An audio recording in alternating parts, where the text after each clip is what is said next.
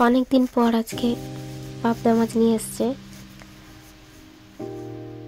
পাবদা মাছটা আমার খুবই ভালো লাগে খেতে, তো অনেকদিন পাওয়া যায়নি, আজকে পেয়েছে। পাপাইয়ের বাবা নিয়ে এসছে, আর পাপাইয়ের জন্য একটা লাইলেন টিকা নিয়ে এসছে। আর সবসময় তো পেঁয়াজ আদা রসুন দিয়েই মাছটাকে ঝাল করে খেয়েছি, তো আজকে একটু ভাবছি অন্যরকমভাবে রান্না করব। আমার বাপের বাড়িতে আবার মাছ মানেই পেঁয়াজ, পেঁয়াজ ছাড়া কোনো মাছই রান্না হয় না। আর এখানে এসে আমি অনেক কিছুই পেঁয়াজ ছাড়া রান্না করা শিখেছি, তবে আজকে এটা রান্না করবো একদম অন্যরকমভাবে। আগেও একবার বানিয়েছিলাম, ভালো লেগেছিল, তাই আবার আজকে বানাবো।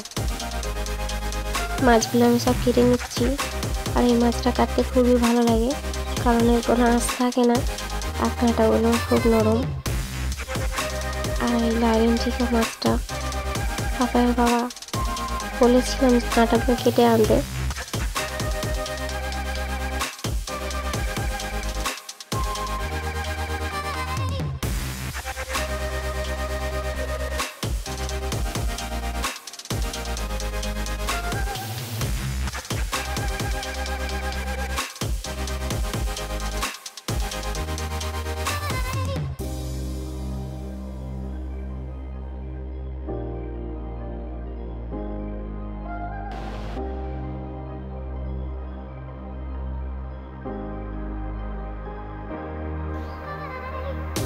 মাছগুলো আমি কেটে নিচ্ছি। এবার সব মাছগুলো আমি গোটা ধুয়ে নেব।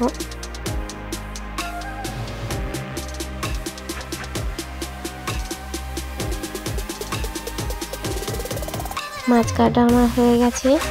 এখানে দেখো মাছগুলো আমি একদম বেশ ভালো করে কষে পরিষ্কার করে সাদা করে ফেলেছি।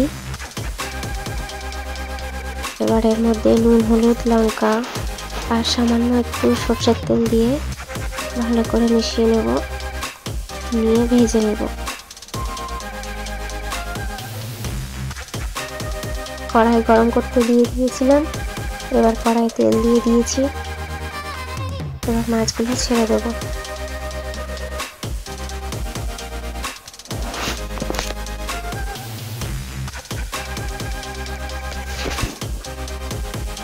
এই মাছগুলো আবার একটু ভাজতে ভাজতে কড়াইয়ের মধ্যে যেহেতু দিয়েছি ওই জন্য একটু বেঁকে যায়।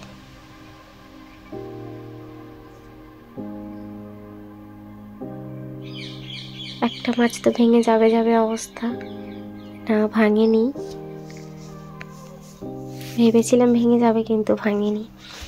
আর এখানে কিছু মশলা আমি নিয়ে নিয়েছি, সাদা সর্ষে, কালো সর্ষে, পোস্ত, কাজু বাদাম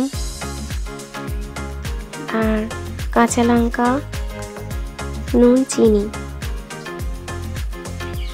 আর সামান্য একটু জল দিয়ে ভালো করে এটা মিক্সিতে গ্রাইন্ড করে নেব।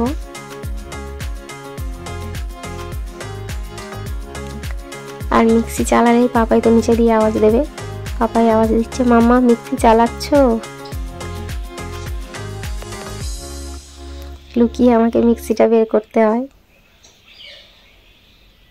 আর এখানে আমি এই যে তাওয়াতে মাছটা এবার রান্না করব। মাছ ভাজার তেলটা যেটা ছিল ওইটা আমি দিয়ে দিয়েছি। তেল গরম হয়ে গেছে, এবার কালো জিরে ফোড়ন দিয়ে দিয়েছি।